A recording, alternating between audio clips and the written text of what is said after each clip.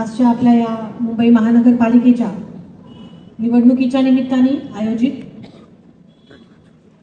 वंचित बहुजन आघाडी आणि भारतीय राष्ट्रीय काँग्रेसच्या सगळ्या उमेदवारांच्या संयुक्त सभेसाठी आपल्या सगळ्यांच्या समवेत उपस्थित आपले श्रद्धास्थान आदरणीय बाळासाहेब आंबेडकर, त्याचबरोबर काँग्रेसचे दत्तू गवाणकरजी आणि सगळेच त्यांचे कार्यकर्ते, विचारपीठावर उपस्थित सगळेच आपले उमेदवार आणि दोन्ही पक्षांचे कार्यकर्ते आणि सगळे नागरिक जे समोर बसलेत.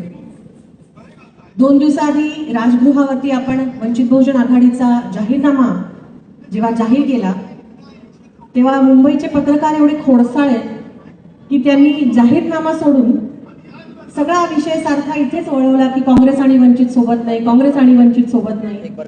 आज जरा त्या आंधळ्या पत्रकारांनी हे बघावं की प्रत्येक वॉर्डमध्ये जिथे जिथे शक्य आहे, जिथे जिथे आपली ताकद आहे, तिथे आपण सगळे एकत्रितपणे काम करतोय. अंजलीताईने त्यांना साधं उत्तर दिलं. त्या म्हणाले की जिथे आम्हाला शक्य आहे आम्ही एकत्रित प्रचार करतोय, जिथे सभा शक्य आहे, पण संपूर्ण महाराष्ट्र जर बाळासाहेब आंबेडकरांना पिंजून काढायचं असेल तर ते प्रत्येक वॉर्ड सभेमध्ये जाऊ शकत नाही.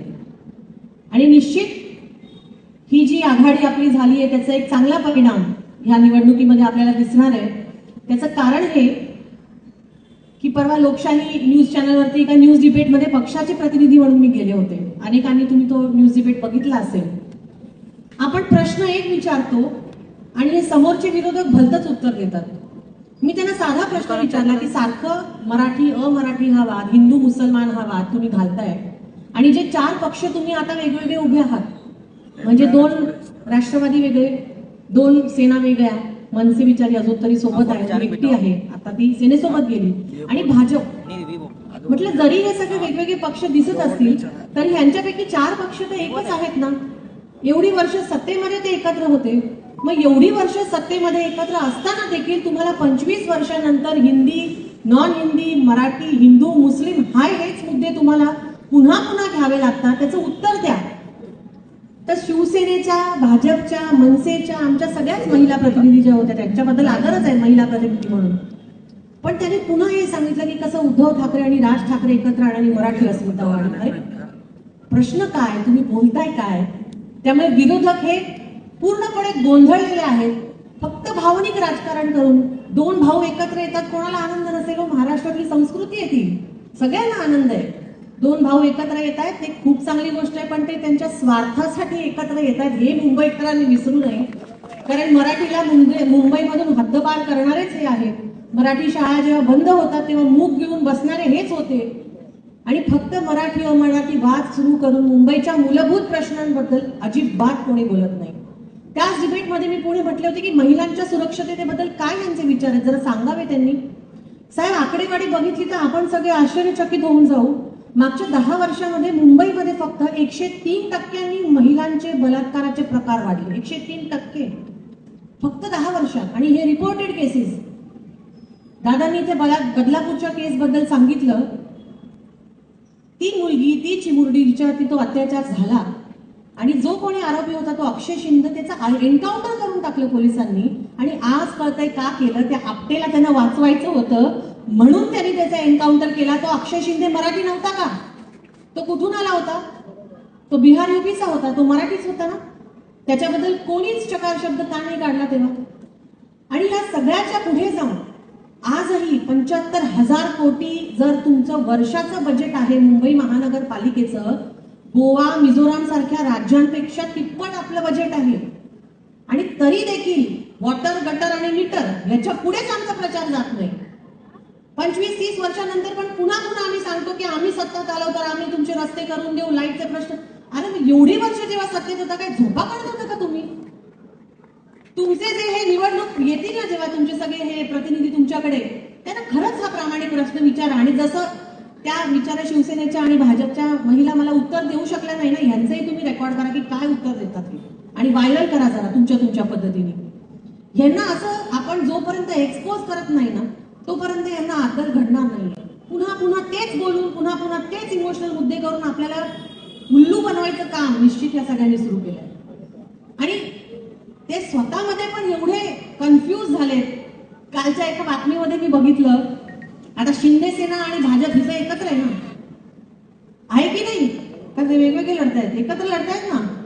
आता शिंदे सेनेचा प्रचार सुरू, भाजपचा प्रचार सुरू असताना भाजपचे पदाधिकारी काय घोषणा देत होते? 50 खोके एकदम ओके. म्हणजे आता त्यांनी कबूल केलंय की शिंदे सेनेच्या सगळ्याच महान नेत्यांनी कसे पैसे खाऊन गाडी डोंगर काय काय करून आले, आसाम गुवाहाटी कुठे कुठे फिरून आले, आपल्या पैशांवर गेले. त्यांच्या कोणाचा मेहनतीचा पैसा नव्हता, तुमचा आमचा टॅक्स भरून त्यांच्या तिजोरीत गेलेला, तिथून त्यांनी मागच्या दरवाजाने त्यांच्या घरात नेलेला पैसा होता. त्यामुळे आता आले की जरूर त्यांना विचारा की तुम्ही एवढं जे तुमचं महात्म्य सांगता, आम्ही सरकार पडलं, ह्याव केलं त्याव केलं, जेव्हा हे सगळं होत होतं मुंबई महानगरपालिकेमध्ये, जेव्हा हे सगळं होत होतं तेव्हा तुम्ही का शांत होता मग? आणि आज फोडाफोडी करून हेच सगळे भ्रष्ट नगरसेवक पुन्हा भाजप आणि शिंदे सेनेत गेलेत की नाही गेले? म्हणजे इथून पण तुम्ही तिथून पण तुम्ही, मग काय तुमचं म्हणणं काय आहे नेमकं? त्या सगळ्यामध्ये ना मला खरंच अभिमान वाटतो की एक पक्ष जो सातत्याने ती भूमिका मांडतोय, सातत्याने लोकांच्या बाजूची भूमिका मांडतोय, सातत्याने वंचितांची भूमिका मांडतोय, सातत्याने मुंबईची भूमिका मांडतोय, तो म्हणजे वंचित बहुजन आघाडी श्रद्धेय बाळासाहेब आंबेडकर. अदानीच्या ऑफिसवरती, टोरंटच्या ऑफिसवरती कोणी जर मोर्चा काढला असेल ते म्हणजे आपले वंचितचे कार्यकर्ते होते. SRAचा मोर्चा जो काढला असेल नेमलताई आणि त्यांच्या सगळ्या सहकार्याने तुम्ही बघितलं असेल ते सगळे वंचितचे कार्यकर्ते होते. त्या मुंडेताईंचं जे प्रकरण झालं त्याच्यावर कुठल्याही राजकीय पक्षाने कुठलाही मोर्चा त्याच्यात काढला नाही. फक्त वंचित बहुजन आघाडीच्या आम्ही महिला होतो, या ताई माझ्यासोबत होत्या. आम्ही मंत्रालयाच्या समोर जेव्हा मोर्चा काढला तेव्हा अक्षरशः आमचे कपडे फाडले पोलिसांनी आणि आम्हालाच मारहाण केली. ती जी बलात्कार पीडित महिला होती जिने सुसाईड केलं तिच्यासाठी आम्ही तिथे काहीतरी मागायला गेलेलो आणि त्यांनी आम्हालाच मारलं. म्हणजे इतक्या विचित्र प्रकारचं राजकारण हे आपल्याला आता सुरू आहे महाराष्ट्रामध्ये, मुंबईमध्ये. आणि त्याच्यामध्ये एक आशेची किरण म्हणजे वंचित बहुजन आघाडी आणि भारतीय राष्ट्रीय काँग्रेस यांची जी आघाडी झाली आहे ही खरंच त्याच्यातली आशेची किरण आहे. एवढी वर्ष सगळे म्हणायचे की साहेब कधी आघाडी करत नाही, आघाडी करत नाही, आणि आज केली आहे तर पुन्हा त्या आघाडीवरती प्रश्नचिन्ह तेच उपस्थित करतात. त्यामुळे आपण सगळ्या कार्यकर्त्यांनी अगदी मनामध्ये अजिबात कुठलं कन्फ्युजन ठेवायचं नाही, अगदी धैर्याने निष्ठेने पुढे जायचं, सगळ्यांना एकत्र घ्या. निश्चित आज थोडीशी उपस्थिती कमी आहे इथे, त्याच्यामुळे कदाचित कोणाला वाटत असेल की काय नाही, पण वरळी हा आंबेडकरी जनतेचा बाले किल्ला राहिला आहे आणि तो किल्ला आम्ही ढासळू देणार नाही, हा शब्द आपल्याला बाळासाहेब आंबेडकरांपुढे इथे द्यायचा आहे. शेवटचा एक मुद्दा मांडते आणि थांबते. परवा साहेब नागपूरला होते, काल आम्ही नाशिकची सभा केली, तिथून साहेब मालेगावला गेले, तिथून साहेब औरंगाबादला गेले, तिथून साहेब पुन्हा भिवंडीला आले, सकाळी भिवंडीची सभा केली, दुपारी राजगृहावर प्रेस कॉन्फरन्स केली, आता अंधेरीची सभा केली आणि आता वरळीला आहे. काय गरज आहे त्यांना? तुम्हीच विचार करा, काय गरज आहे त्यांना? सत्तेत जायचं असलं असतं तर जसे RPIचे सगळे घटक गेले सत्तेमध्ये, ह्या त्या मार्गाने गेले असते, कधीचेच मंत्री झाले असते, आज मोदीच्या बाजूला मांडीला मांडी लावून मंत्रिमंडळामध्ये बसले असते. पण विचारांशी आणि बाबासाहेबांशी तडजोड साहेबांनी केलेली, आणि म्हणूनच आजही आपण भांडतोय, कारण त्यांना सत्तेत नाही जायचंय, त्यांना आपल्याला सत्तेत पाठवायचंय, आपल्या वंचित नेतृत्वाला सत्तेत पाठवायचंय. तुम्ही आज विचारपीठ बघा, असा आरोप होतो की वंचित बहुजन आघाडी म्हणजे एकच धर्म एकच पक्ष, अजिबात नाही. ह्या विचारपीठावर आज सगळे उमेदवार जे बसलेत, अण्णा बसलेत, तिथे डोळासाई बसलेत, अनेक सगळे जे उमेदवार बसलेले सगळ्या वेगवेगळ्या समूहांचं प्रतिनिधित्व करतात.